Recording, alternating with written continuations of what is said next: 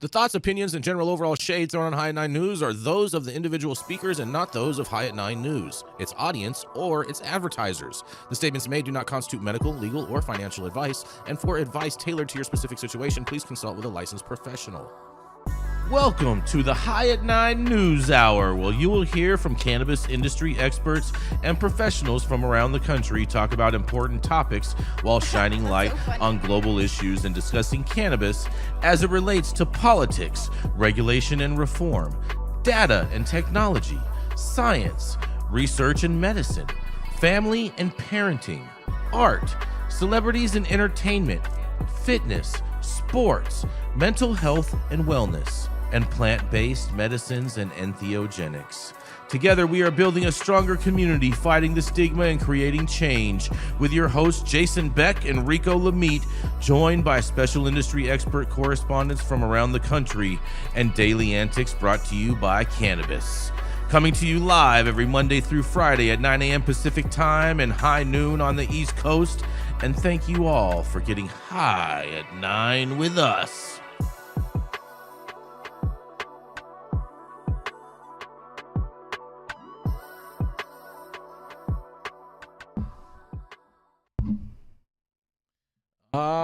Yeah. Good morning, everybody. That's right. It is Tuesday, March 25th. We apologize for the delay today.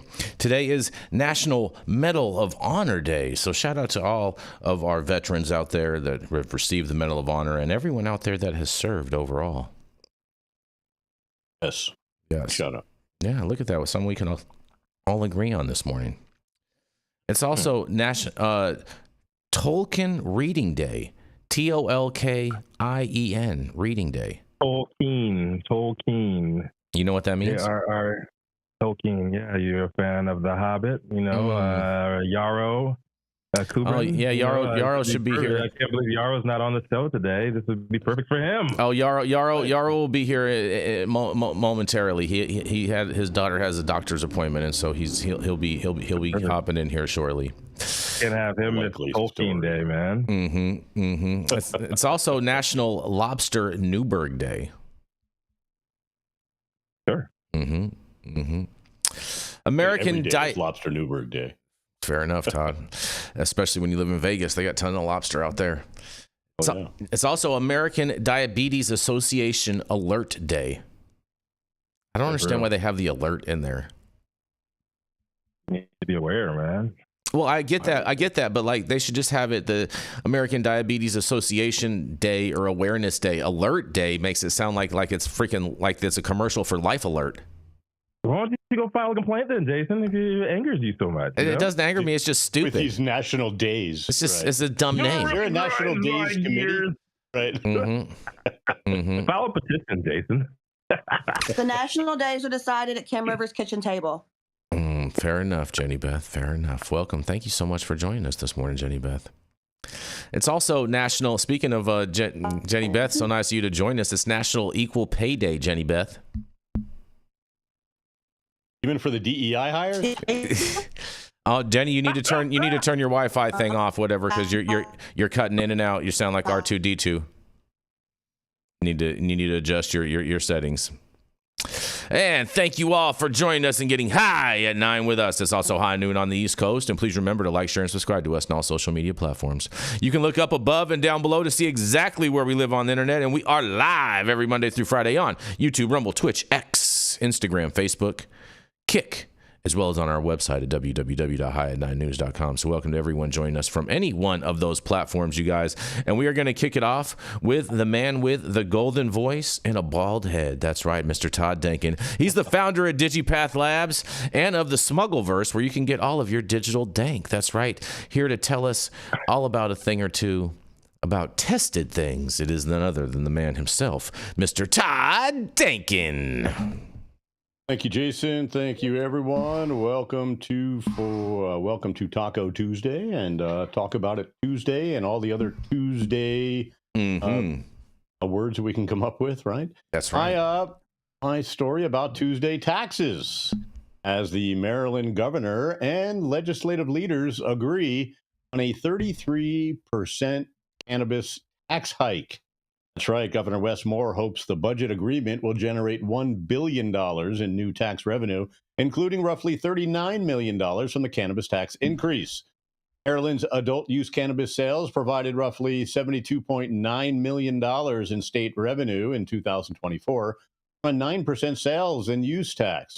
Elected officials are planning to draw more cash from the industry moving forward. Governor Wes Moore and leaders in the state's General Assembly announced an agreement to the fiscal 2026 budget on March 20th that included more than $1 billion in new revenue from tax increases and more than $2.3 billion in cuts to eliminate $3.3 billion structural deficit that they blamed on, quote, dysfunction and chaos from the Donald Trump administration. $1 billion in revenue includes increasing the cannabis sales tax from 9% to 12%, a 33% hike at adult use retail. And this increase was included in the agreed upon framework announced on March 20th and could go into effect on July 1st, 2025.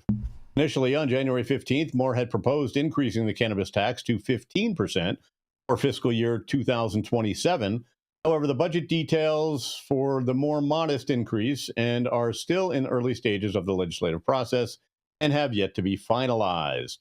Since Moore released the budget proposal in January, 5 days before Trump was inaugurated, Maryland's fiscal forecast has dramatically changed, the governor said during a press conference alongside legislative leads last week. He said, quote, the thing that we have seen is that the world has fundamentally changed in the last 8 weeks. According to the credit rating agency Moody's, federal cuts pose a greater threat to Maryland than to any other state in the country. And we have seen thousands of federal employees laid off and offices nearly shuttered. The president has launched a reckless trade war with our allies, including our largest trade partners. Those tariffs could mean over $2 billion impact on our economy and directly harm our people. Moore was joined by Maryland House Speaker Adrian Jones, Maryland Senate President Bill Ferguson, and other legislative leaders in the state's government's Democratic trifecta. While the elected officials didn't specifically mention the cannabis tax increase, they did talk about a new 3% tax on IT and data services they project will make up nearly half of the $1 billion in new tax revenues for fiscal 2026. Budget agreement also projects that the cannabis hike from 9% to 12% would raise an additional $39 million in revenue, according to Maryland Matters. However, that projection is likely overstated based on current sales trends. After Maryland launched adult use sales in 2023, monthly sales figures largely leveled out in the latter half of 2024, averaging about $71.6 million per month, according to the Maryland Cannabis Administration. Current trends show Maryland's adult use cannabis market recorded roughly $900 million in annual dispensary sales.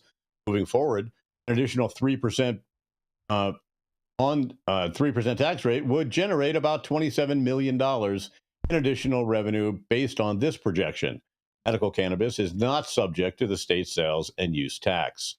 From a business perspective, with 100 dispensaries in Maryland, the average store would be on the hook for an additional $270,000 in taxes each year, meaning prices could increase, driving some consumers away from the licensed marketplace.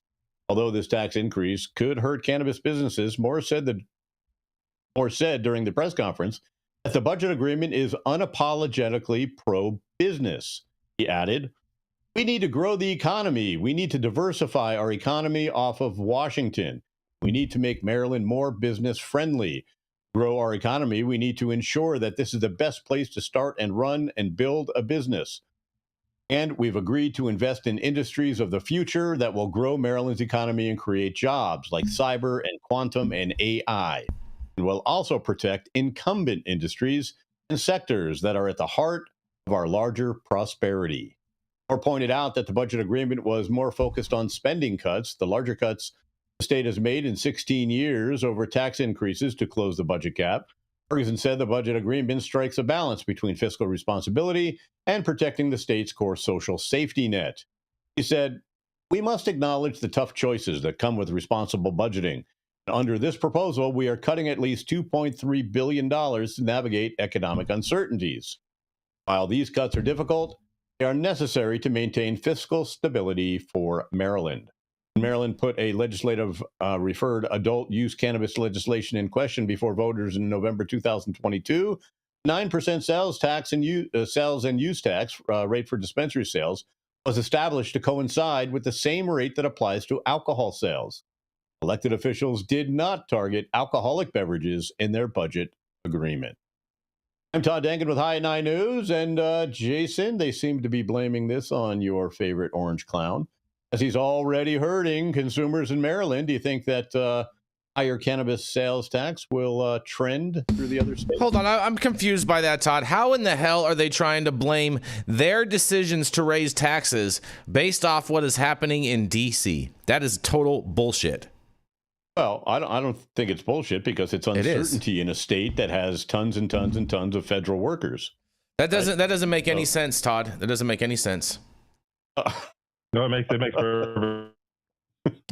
sense. No, it doesn't. It doesn't make any sense at all. This is totally ridiculous. They're going to raise taxes on their consumers. In anticipation of lost revenue from federal jobs and federal revenue being cut, they have to raise taxes elsewhere, Jason. First of all, most federal employees are drug tested and can't smoke in the first place. They should be able to. Go ahead, Jenny. Yeah, I mean that I understand where you're going with this, Todd. I do. I get it, Rico. But I think once again we're looking at a situation where you're like, oh, cannabis, save us. That's not necessarily how the world works. And also, if federal employees are facing uncertainty and losing their jobs, they're not going to go spend and splurge more on cannabis that they can't consume in the first place. I don't think it's the angle that they're going with here. I think it's that they're going to have to raise taxes absolutely everywhere else to make up for that revenue. That doesn't make sense. That's not how you do that. That's right. Yeah, cannabis is more of a residual effect or a collateral damage here. Yeah, they're only expecting an additional $29 million, right? So 39? Yeah. Mm-hmm. For $39 million, that's right. I don't think it's going to happen. I don't think it's going to happen. I think it's going to be more people going to the trap. DC probably going to be getting it in Maryland. Well, 100%, and we have a story in regards with Virginia later on today that's going to shed even some more light on this. But I'll just tell you this: this is just more bad failed policy by Democrats when it comes to cannabis, because it makes absolutely zero sense to raise these taxes on something. Look, I agree with bad policy on raised cannabis taxes for sure. Okay, and it's the Democrats that are doing it, Todd. I get it, but they feel that their backs are against the wall. Their backs are not against the wall. That's $2.3 billion. Total bullshit. You got to return that money somehow. It's total bullshit. The same as your argument when about 280E that you've always made. They have to get their tax money elsewhere, somewhere. This is what it's not even close. It's not even close to that same argument, Rico. It's not even close to that. I love how you try to conflate these things, but it's not even close to that. It's the same thing. I don't agree with it. No, I don't think anybody agrees with it. With the premise of overtaxing or more taxation on cannabis businesses. But I think this is going to be a trend across the board, with especially with states that have that are going to be missing out on a lot of that revenue that they had been expecting, or all of these people in Maryland, they're just going to start buying everything in D.C. at all these little trap shops, bro. They're not going to go and support any of these Maryland. Maryland is too small of a state to be able to try to flex like this. Jason, still, we all agree with that part. Okay, right? So we all agree. All right. Mm-hmm. We all agree with that part. Mm-hmm. This is a wrong solution to it. Mm-hmm. What we're saying is all these states are going to be raising taxes on a state level with the revenue that they're going to be missing out on that was previously there from the Fed. They're going to be missing out on even more revenue because more people aren't going to be buying at these stores, and all these businesses are going to hurt because of this failed policy. We agree with that, Jason. These are idiots. These people need to all be replaced. These people are absolute idiots. Yeah, let's get Pete Hegseth over there. I'm fine with that. I ain't got no problem with that. Somebody hit Pete on the group chat. Oh man, you guys are funny. Yeah, he's got everybody on the group chat. He's got Putin. Oh God! Stop.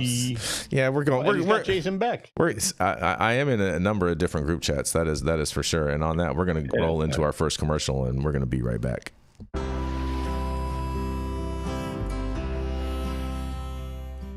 Oh man, your knees still bothering you, man? Yeah, my left one, you know? But I'll tell you what, I've been using this new CBD cream, and it works like a miracle. CBDs? I done heard about them CBDs. I was out there on them Twitters the other day, and I heard they get you high as a kite. Well, not this stuff. This stuff is tested. Every batch, all the way through, pharmaceutical grade, and in a GMP certified facility. So you know you're not going to have to worry about flying high. GMP certified? I might have to try some of this out. Where I'm even find this? You go directly to aimhighhemp.com and they will ship it to your door right away. Test it. It's not a name, it's a promise.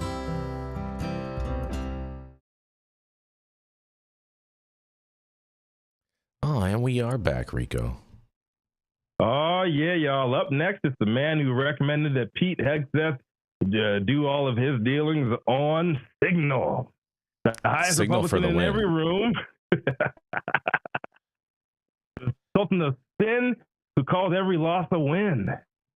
That's cute. That's cute. That's cute. That's cute, Rico. That's cute. That's cute. That's cute. The Sultan of Spin that calls every loss a win. But it's because we do so much winning, Rico, and you people are just too blind to see the truth. But man, I do have to say that the music is good when you go to the clown show. Mm-hmm. Clowns don't play music, Rico. They don't even talk. They have squeaky noises. They have squeaky noises. That's about it. anyways, I got a quick story for you guys, and shout out to the Cole Memo. Much love to him for sharing this with us. He actually broke this story, and we are here to share it with you guys. You're gonna love this, Jenny Beth. This is right up your alley, because Illinois, and Rico, this is for you, they transition to Metrc for cannabis tracking. Metrc is not a monopoly. Yeah, BioTrack is set to shut down, set on July 1st. You guys, look at that. Getting ready for Independence Day. On May 16th, 2023, Metrc announced that Illinois is intended to award the company a contract for its cannabis seed-to-sale tracking system.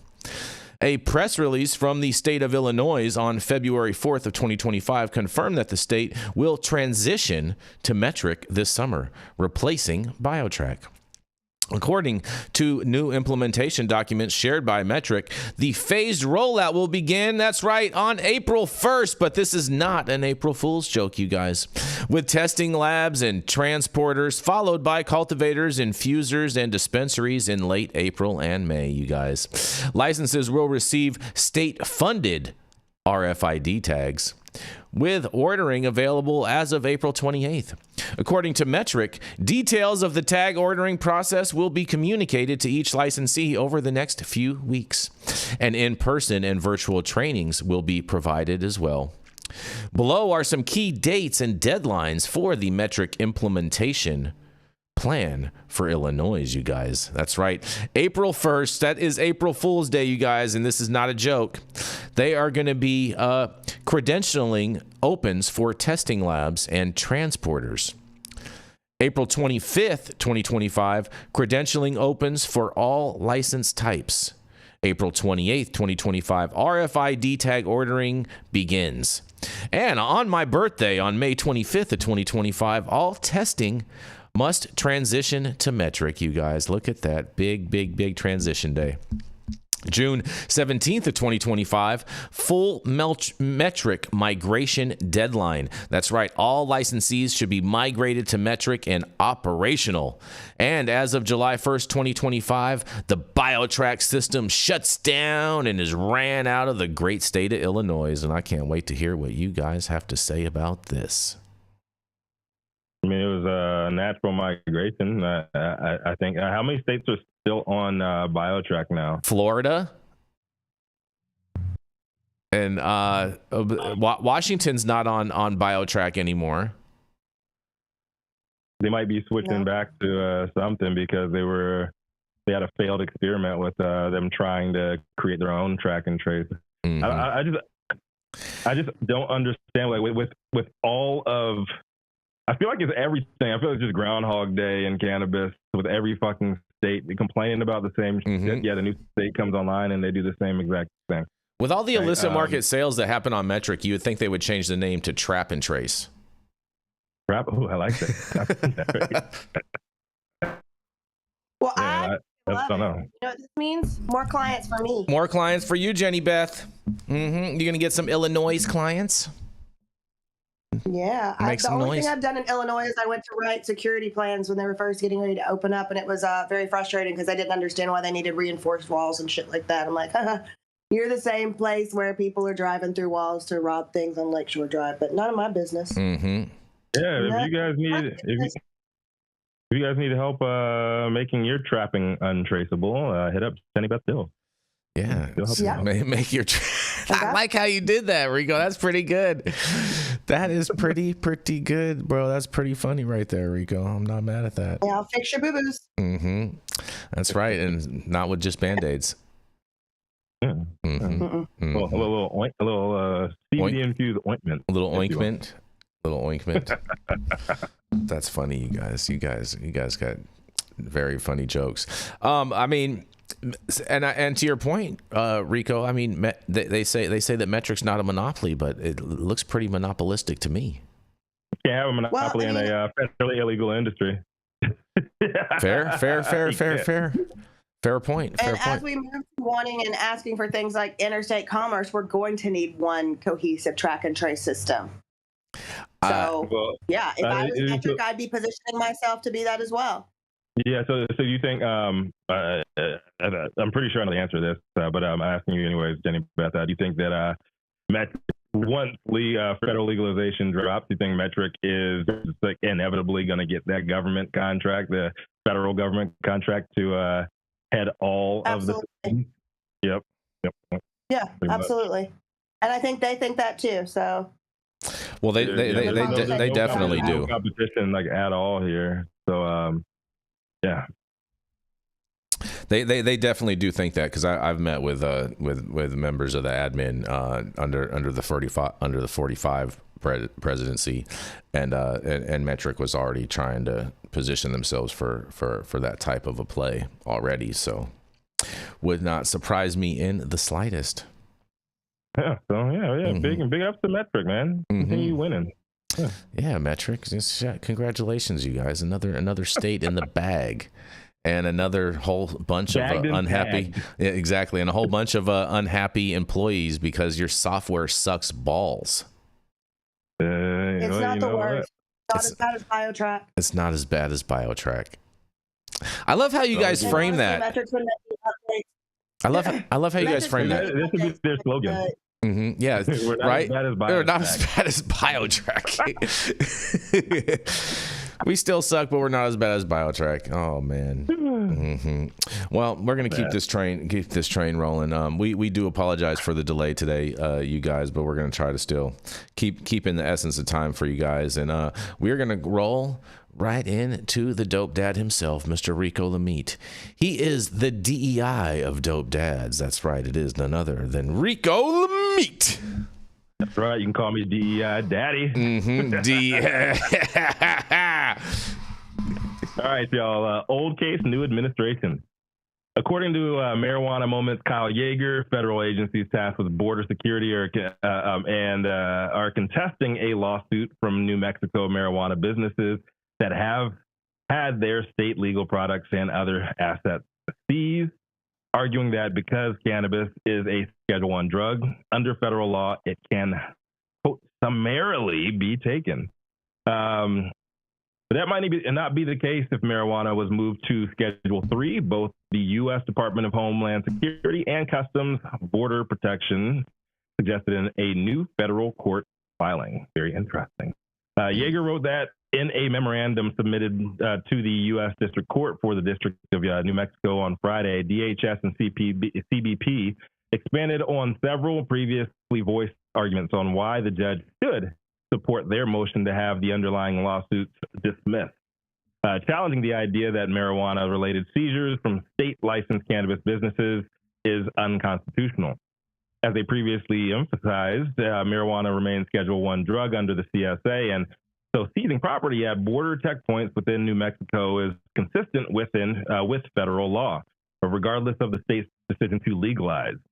As a proposal to federally reschedule cannabis sits in limbo with administrative hearings on the Biden administration and the reform effort delayed, the agencies indicated that the potential policy change could impact their forfeiture authorities. The lawsuit against CBP claims that New Mexico businesses are being unfairly targeted compared to operations in Arizona and California, but the government, on the other hand, disputes this, stating that federal law does not distinguish between legal and illegal state cannabis. Here's the official text laying out DHS and CBP's arguments in the filing.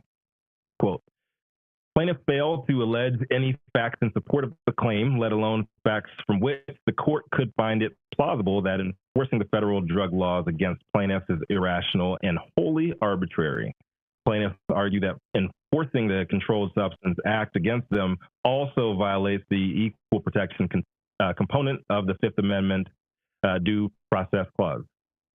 They contend that the CBP does not summarily seize marijuana and related property from similarly situated state legal marijuana businesses in Arizona and California. Even assuming the allegations in the complaint are true, plaintiffs have failed to plausibly allege that the government action here fails rational basis review. At the outset, plaintiffs' conclusory assertion that federal government does not enforce the CSA in Arizona and California is wholly unsupported, and the plaintiffs have failed to identify any state legal cannabis businesses in those states, let alone such businesses that are similarly situated to, yet treated differently from the plaintiffs. Bring your receipts. Y'all failed to do that. Their claim is especially implausible given the Border Patrol agents in every jurisdiction operate pursuant to the same statutes and policies. And the court may take judicial notice of publicly available statistics showing that Border Patrol agents in Arizona and California do indeed seize marijuana there, further undermining plaintiffs' claims. CBP does not make such a distinction because all marijuana is illegal under federal law. For those reasons, plaintiffs have failed to plausibly allege that they were treated differently from other similarly situated entities. The controversy drew congressional attention last year, with lawmakers pushing back against federal enforcement in legal states. Some officials argue that the Biden administration should have provided clearer guidance to prevent conflicts between federal and state cannabis laws. Most notably, vocal about this was Representative Earl Blumenauer of Oregon, the now retired founding co-chair of the Congressional Cannabis Caucus, who told Marijuana Moment last April, when this case was really hot, that the Biden administration, the Biden-Harris administration, is not doing enough to protect states who are not waiting for the federal government to catch up. And these seizures underscore the confusion and harm caused by the growing gap between the federal government and state legal operations. Absent descheduling, President Biden urgently needs to issue guidance to prevent this type of infringement from happening again, end quote. We all know Joe Biden was sleeping when this whole thing was but hindsight is always 20/20, is it not? I think that we should be paying more attention to this New Mexico case than we have in the past, because whatever comes of it may set precedent, and also the tone for how federal enforcement chooses to act towards cannabis operators in legal states going forward. Because what the Department of Homeland Security and the Border Patrol agencies are saying here is that if cannabis had completed the rescheduling process under the last administration, they would have happily backed the fuck down. They would not have had the authority to engage in civil forfeiture regarding state legal operations.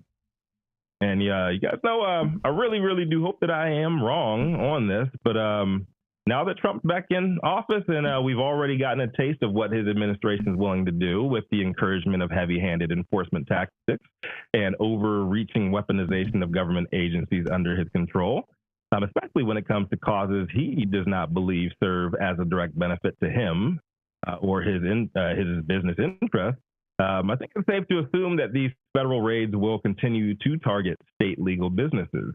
I would not be surprised if we saw an uptick in action in the blue states led by those who have yet to bend the knee. Now, it's still deschedule or bust for me and all of that, but damn, it sure is starting to look like there ain't much road left to keep kicking that can down. I'm Rico Lamitte, the dopest dad on the street for High 9 News. Hear from you guys, man. Like, we got to think about this case.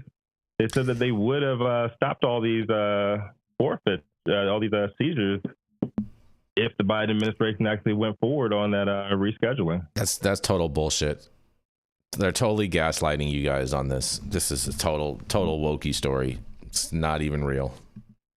Yeah, don't scare us into a reschedule because that's just going to fuck us. Exactly. I'm not doing that. That's what it sounds like they're trying to do, right? Yeah, that's what they're trying. Yeah, they're trying to be like, if we would have done this.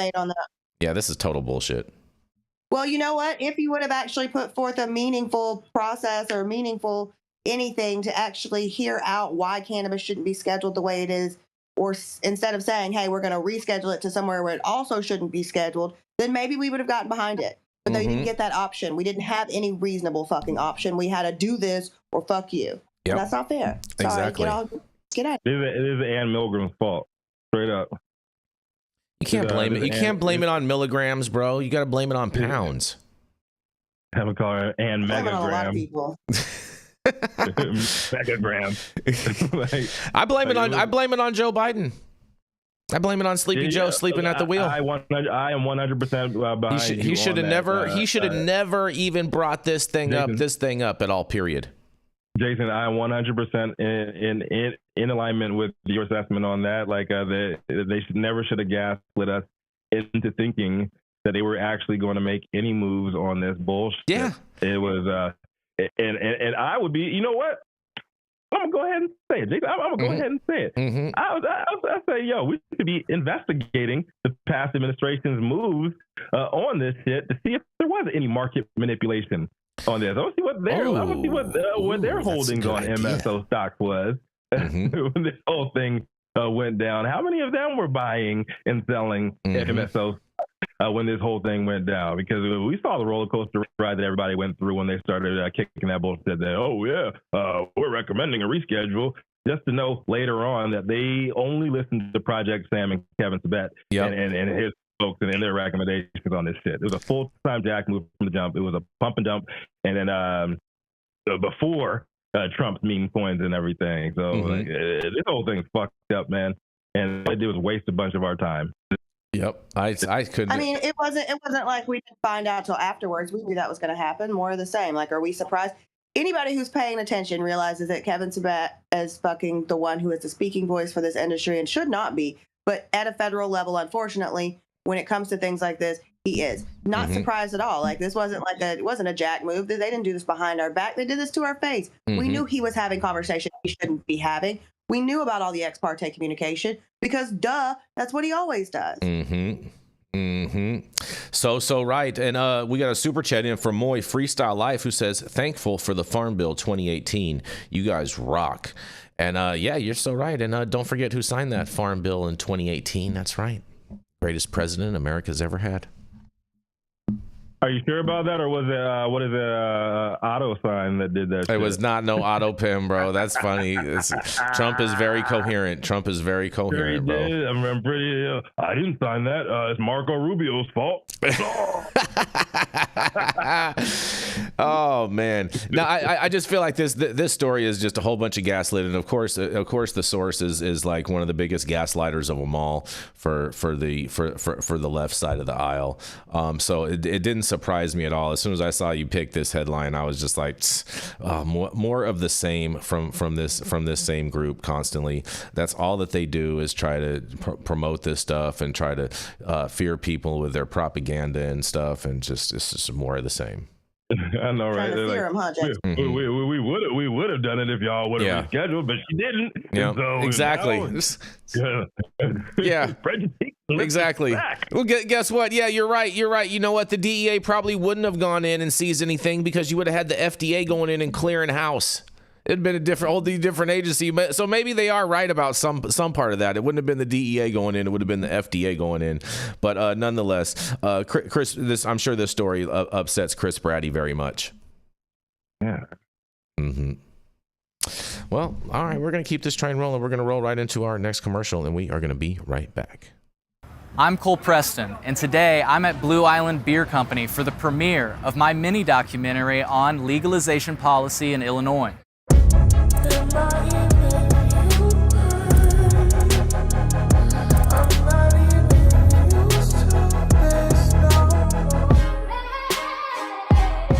I've been following cannabis policy since colorful Colorado legalized it all the way back in the day, and when my home state of Illinois decided to legalize it, I just became enamored. I wondered, what would it actually look like?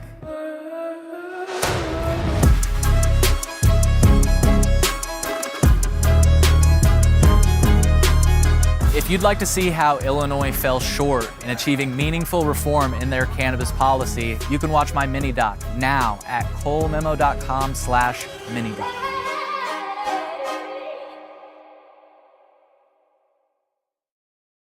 And we are back, you guys. Stop whatever you're doing. Make sure you smash that like button. I know we'll appreciate it. You'll appreciate it, and YouTube will appreciate it. Also, make sure you subscribe to the channel if you're not subscribed already. And all of the articles that we cover on today's show, you can read directly on our website at www.high9news.com.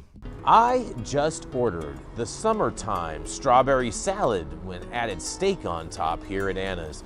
Make sure you do the same thing too next time you're in downtown Long Beach. Come on down and check out Anna's joint on the 400 block of Pine Street. They have amazing selection of beers, foods, and when you come down here to Anna's, you can even challenge me to a game of shuffleboard if you want to lose.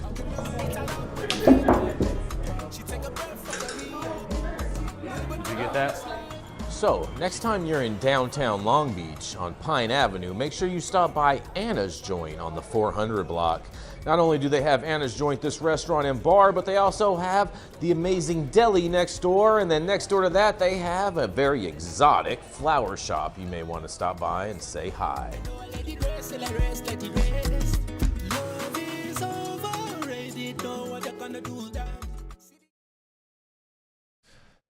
Oh, man, and we're back, Rico. Oh, yeah, y'all. Up next, and fresh off the links, it is none other than the founder of Kind Cannabis Consulting. Not afraid to put a little peanut butter on that putter. She's also the founder of Justice Serve 501c3, and here to break us off with our first story, the second half of the show. None other than melanated, highly Jenny Beth Dills. Oh, yeah. Amazing. Yeah, and I do have a new putter, and if you guys want to watch me use it, you can come to the Loud Golf Tournament at Pelican Hill on Thursday and watch me play. It's going to be a great day out there. You can watch Jenny play with her putter. Yeah. Watch her play with my putter and my driver and my wedge. Oh, she got a driver and a wedge too. Look at that. She doesn't have a golf cart though, you guys. Bring me a sleeve. I'll play with your balls. So there's that. Wow. She said her putter is butter. So get your minds out the gutter. Oh boy. Yeah. Oh man, you guys, man. All right. So this story royally pisses me off for a few reasons. Okay. One, the reason is we're blaming cannabis for something that was once again not cannabis's fault, and two, a child has passed away, really senselessly. So, as in a tragic case out of Covington, Kentucky, a new lawsuit claims an employee at a daycare center may have been under the influence of marijuana the day a 4-month-old infant died. The family of the child is suing Little Treehouse Learning Center, alleging negligence. According to the lawsuit, some staff lacked CPR and first aid training, and the facility has a history of safety violations. The lawsuit also reveals that the same day the child was found unresponsive, one employee had been pulled over and cited for marijuana possession. That same woman later called 911 when she discovered the baby wasn't breathing, telling dispatchers the child may not have been breathing for 30 minutes. The family's attorney calls the delay in calling for help deeply troubling. The center's attorney argues that there's no proof the employee was impaired at the time and no criminal charges have been filed. An investigation is ongoing. This had, and I'm going to say this very, very firmly, nothing to do with that employee having marijuana on their person at fucking all. This has to do with a center who was completely negligent. It has to do with a lack of proper staff training, if they're not CPR trained, if they're not trained in first aid, like they should not be working with children. And this has to do with, honestly, I'm so sorry, but if there's a long history of safety violations, you got to research. This is a 4-month-old baby. I wasn't even letting people look at my 4-month-old son too hard. Like, you have to be more careful. You need to be researching the people who you allow to be in charge of your most valuable asset, and that is your child. So this is a really, really sad story. I hate to hear it. My condolences go out to the family 100%. This is just, it's sad, and it's really frustrating that we're kicking this reefer madness narrative up and blaming it on cannabis. Mm-hmm. I couldn't agree with you more, Jenny Beth, and our thoughts and prayers definitely out with the family involved in this. This is a super, super sad story.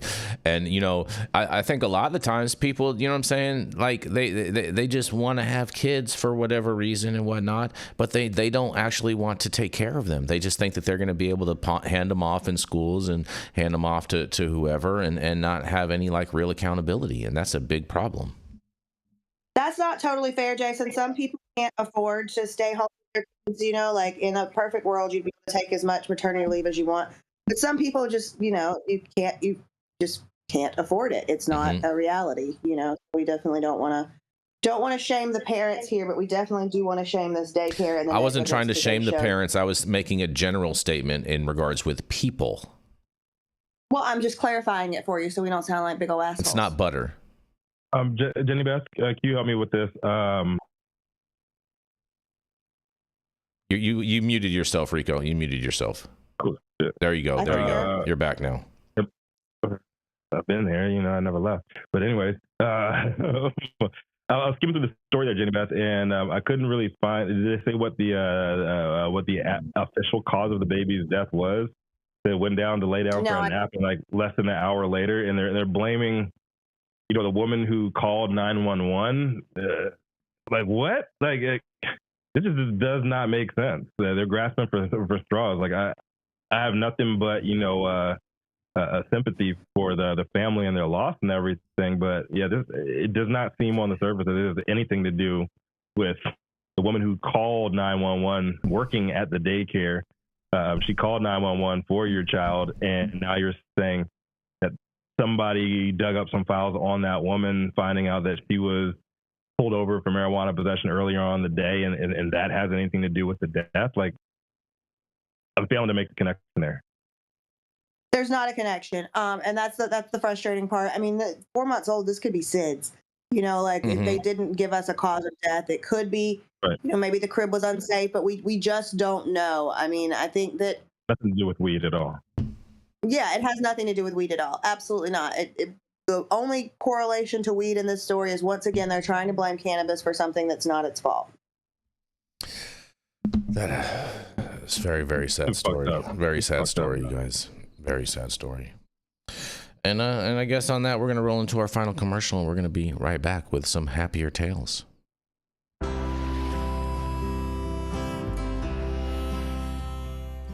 Oh man, your knees still bothering you, man? Yeah, my left one, you know? But I'll tell you what, I've been using this new CBD cream, and it works like a miracle. CBDs? I done heard about them CBDs. I was out there on them Twitters the other day, and I heard they get you high as a kite. Well, not this stuff. This stuff is tested.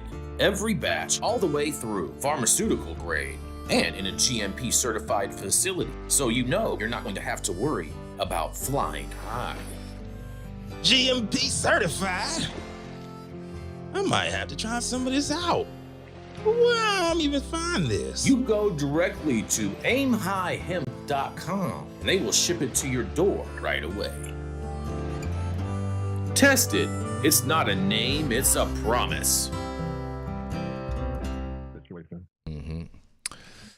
Well, and we are back, you guys, and Yarrow was still at the doctor with his daughter. So I'm gonna go into Yarrow's story real quick, and you know, and this just kind of dovetails off of Todd's story, Rico, because you know who's winning? The trap. The trap is winning, and all of the stores in D.C. are winning because the Virginia GOP governor vetoes adult use marijuana sales legalization plan, you guys. And we told you this was going to happen. We anticipated this, so it's not a surprise. But as they did last year, Virginia legislators again passed a bill to legalize retail cannabis sales this session. And as he did last year, Governor Glenn Youngkin has again vetoed it. Youngkin, who officially rejected the bill on Monday, argued in a veto statement that the legalization endangers Virginians' health and safety. Excuse me, in a quote, he says, states following this path have seen adverse effects on children's and adolescents' health and safety, increased gang activity and violent crime, significant deterioration in mental health. That's just from TDS. And decreased road safety and significant costs associated with retail marijuana that far exceed the tax revenue, the governor claimed. It also does not eliminate the illegal black market sale of cannabis nor guarantee product safety, he says. Use, possession, and limited cultivation of cannabis by adults is already legal in Virginia, the result of a Democratic-led proposal approved by lawmakers back in 2021. But Republicans, after winning control of the House and the governor's office later that year, subsequently blocked the required reenactment of regulatory framework for retail sales. Since then, illicit stores have sprung up to meet consumer demand, feeding an illegal market that some estimate value at nearly $3 billion with a B dollars. In a quote, the current legal cannabis market in Virginia is pervasive and dangerous, the governor said in his veto message. Attempting to rectify the error of decriminalizing marijuana by establishing a safe and regulated marketplace is an unachievable goal. The more prudent approach would be to revisit the issue of discrepancies in enforcement, not compounding the risks and endangering Virginians' health and safety with greater market availability. I don't understand that logic. That just doesn't make sense to me. But nonetheless, even before the start of the current legislative session, Youngkin's office had signaled it had no interest in the reform, and we've always known that. Asked by Virginia Public Media late last year about the likelihood of a veto, Christian Martinez, a spokesperson for the Youngkin camp, told the outlet in a quote, I think you can cite the fact that the time and time again has been very clear on that. Referring to the governor. Assuming the veto stands, it means the state will miss out on tens of millions of dollars in annual revenue for projects like pre-kindergarten programs, community reinvestment, and substance use treatment, according to a report published earlier this month from the Department of Planning and Budget. And annual government revenue would have begun an estimated $7.3 million in fiscal year 2026, the report said. The figure then would rise steadily, ultimately getting to $87.84 million by 2031. The proposal's House sponsor, Del Paul Kritz, a Democrat, told Marijuana Moment he was disappointed but not surprised by Youngkin's veto. In a quote, he says, I'm disappointed, but we all saw it coming, he wrote in an email. I held out some hope he would sign the bill, but it is clear that the governor doesn't understand that a strong majority of Virginians want a well-regulated, safe, adult-use-only market. In an additional quote, by vetoing this legislation, Krizek continued, Governor Youngkin has once again failed the citizens of Virginia by allowing an already thriving illegal cannabis underground market to persist. And the longer we ignore it, the more difficult it will be to combat the proliferation of illicit products, which are an even greater risk to public safety.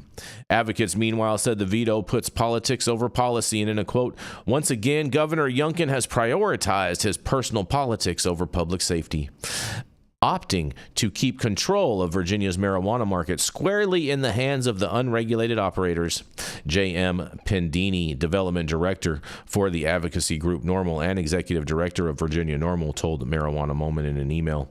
And in an additional quote, this common sense legalization would have taken marijuana out of the corner store and smoke shops and legalized access for those aged 21 and older in licensed dispensaries, Pendy added. And instead, these vetoes put at risk the health and safety of adult consumers and children alike and provide protections to no one but the illicit market that has ballooned during his time in office.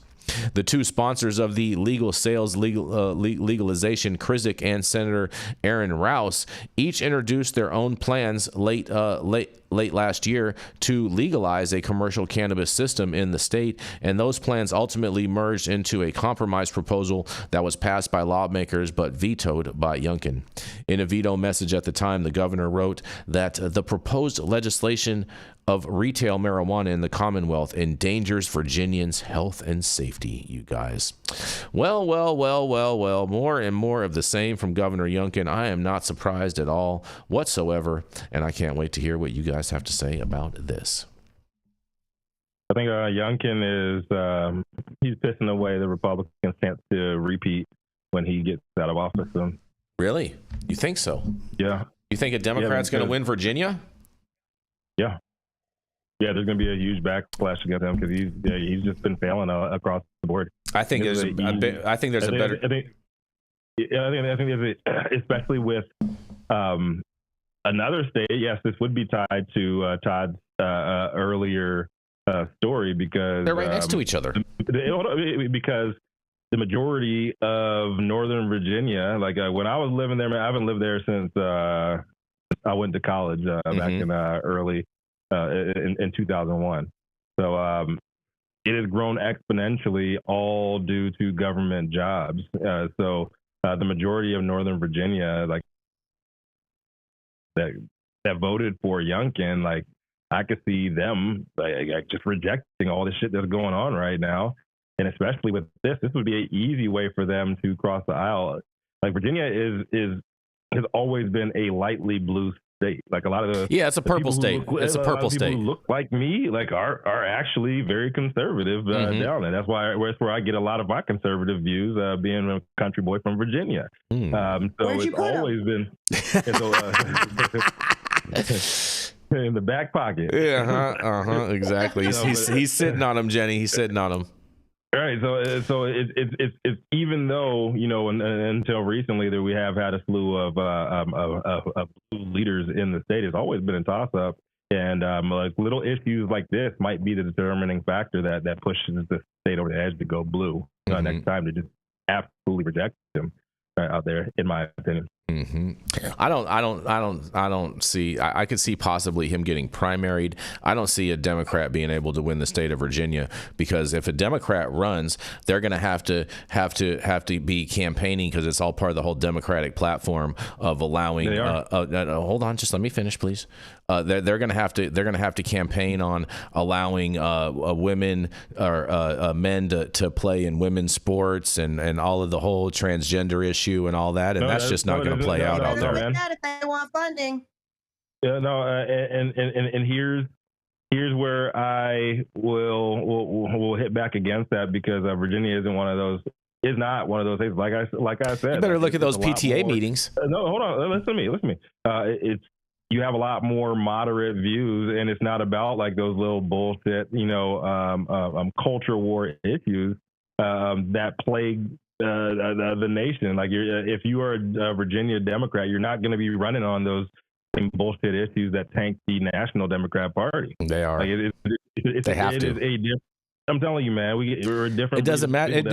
What you're not understanding is that the Democratic Party has adopted those things as baseline minimums, and so they have to run on those if they expect to get Democratic funding from the Democratic caucus. That's not true on a state level, true, Jason. It is what I'm telling you right now.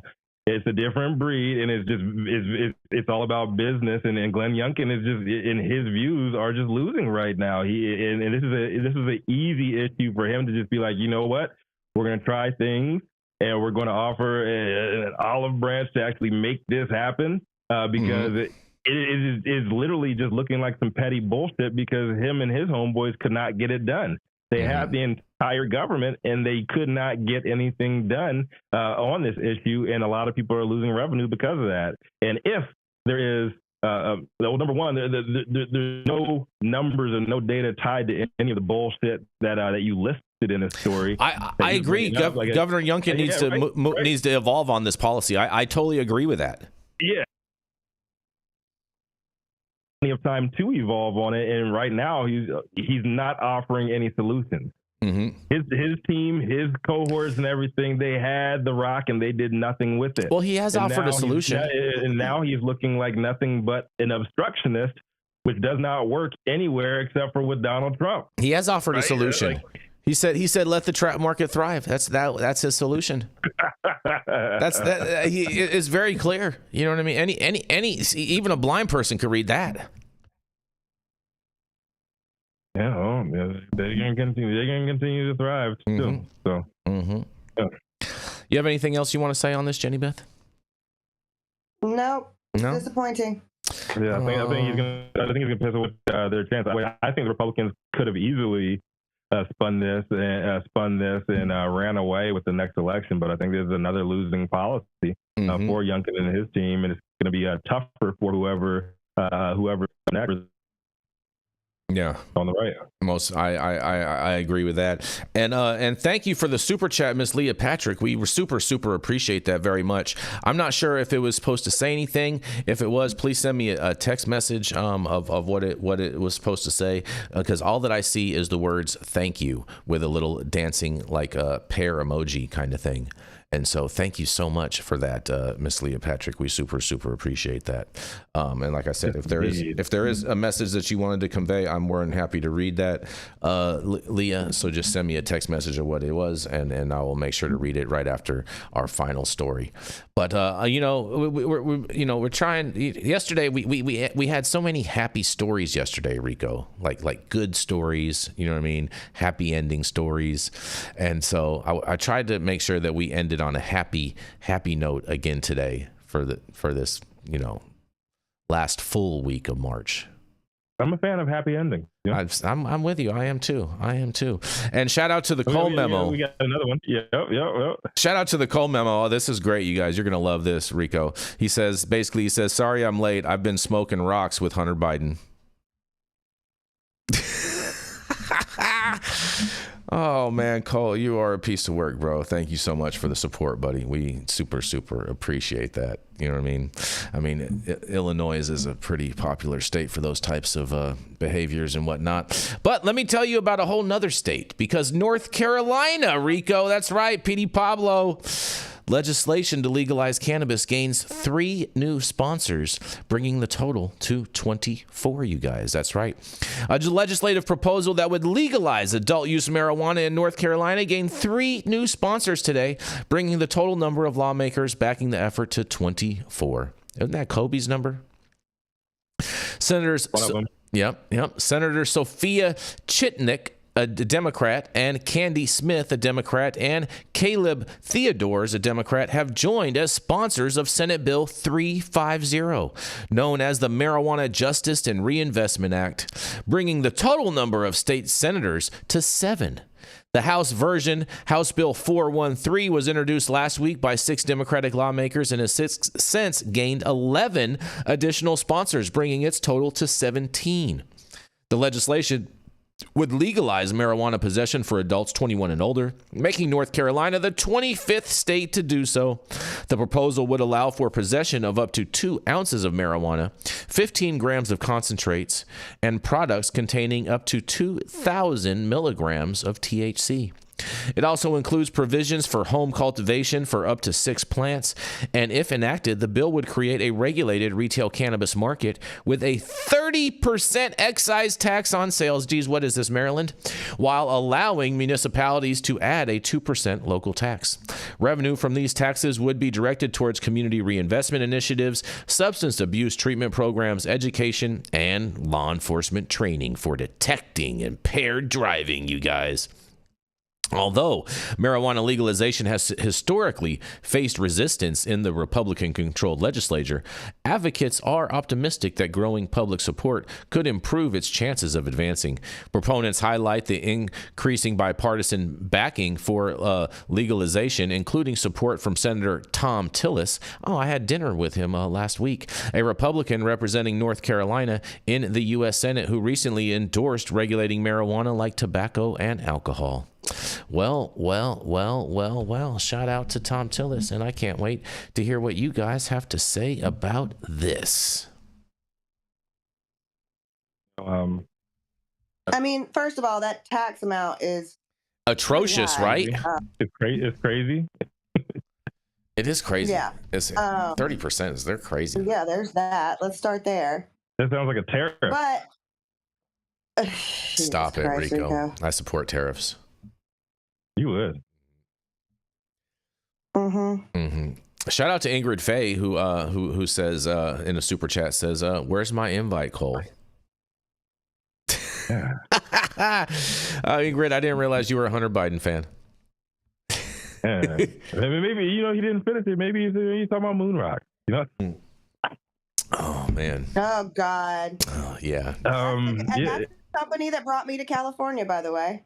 Shout out. Shout out to Dr. Zodiac. Dr. Rocks. Corrupt. Rocks brought you to California, huh, Jenny? Yeah, they brought me to take them into the legal market and into other markets. But yes. Interesting. Yeah, making rocks legal. Like it. You know what I mean? Slanging rocks. Yeah. Slanging rocks. Those numbers are atrocious. Maybe it's just the beginning numbers that they're putting up there, and they hope to land somewhere in the middle. But I doubt it. In North Carolina, I don't know, man. Jason, we need some better references than P.D. Pablo. Every time I hear North Carolina, that's all I can think of. 30 years ago now. Every time I hear North Carolina, that's all that that's automatically the first thing that come to mind. That was like one of the most catchiest songs ever of all time. This one's for who? See, Jenny even knows it. No, we all know that. We all know that, but just to make us seem old and everything, just remember, man, like kids that are legally allowed to drink now have no idea what the fuck that song That's not true, because Jenny's legally allowed to drink. Okay, first of all, Jason, I'm going to actually have to agree with Rico on this one, because that was actually, we used it in a cheer dance, and it was Needwood Middle, come on. See? So it was a middle school cheer dance for me. So, I'll be over here, putting some CBDs on my joints if you need me. Yeah. As long as those CBDs are tested, Jenny Beth Dills. CBD. CBD don't. I don't know, man. I think they're going to need more than 7 new sponsors to get anything passed on cannabis in North Carolina, and I hopefully it's moving in the right direction. I'll just stay cautiously optimistic with that, but I'm not going to hold my breath. Yeah, I feel you. I'm going to remain cautiously optimistic. We're going to keep on watching. I'm glad to see that there's more. The support is growing out there in North Carolina, and the fact that they don't have the majority rule and whatnot. I'm hopeful that this can make some passage. Look who chose to join us today on Tolkien Day. Is Sebastian Shire. I see you right there, young man. Did he decide to pop in? Yeah, Sebastian to pop his little hobbit head in here. Yeah. Oh, look at that. Wow. Look at that. Look who showed up right at the end. Saving the best for last. It happens occasionally. Okay. Yarrow's house has round doors. And obtuse windows. It doesn't mean he's not cute. No, I see what you did there.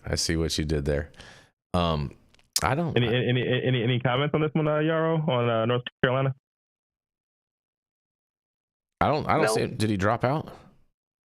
No comment from me. No comment. Okay. Well, we've already done your story, Yarrow. Is there anything you wanted to say in regards with your story? Oh yeah, about any comments you wanted to make on Virginia and Glenn Youngkin being Glenn Youngkin? I think that you just made my comment for me right there. Oh, look at that. Right. You guys are finishing each other's sentences. How cute. I know. Did you? What are you doing in celebration of Tolkien Day, Yarrow? Yarrow, do you even know what that means, first of all? The author of the Hobbit saga. Yeah. So JR and I go way back, right? Like, he writes it, I read it. Like 3 feet back? Yeah, and so what am I doing in celebration of the day? I'm going to spend an hour in deep meditation barefoot while petting my house cat. Yeah, with your long stem pipe. That's what they're calling it now? Mm-hmm. Apparently. Why does it take an hour, Yarrow?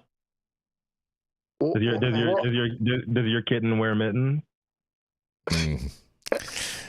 Only as a precursor to the deep meditation. Why the hour? They say that at 45 minutes, Nirvana is achieved. So I got to go an extra 15. Interesting. Stay away from the stay away from the shotgun, Kurt Cobain. You're gonna get jealous, Yarrow, though, because Jenny got a new putter. I did get a new putter last night. Yeah. I mean, Jenny's kind of been puttering around for a minute, so that shouldn't be news. Are you trying to say she needs to upgrade to a motorboat? Oh wow. Anyways, I don't condone that kind of. I don't condone that kind of language on the show, Jason. I bet. So we ain't got no more comments on it, man. Thank you all for joining us for yet another episode of High 9 News. You can catch us live weekdays at 9 a.m. Pacific, on the East Coast. Big shout out to super fans getting their comments posted live on the big screen, announced live by the team. We had a few today. Yes. Cole Memo. We had Ingrid Bay. We had Leah. And Muay Thai Lifestyle.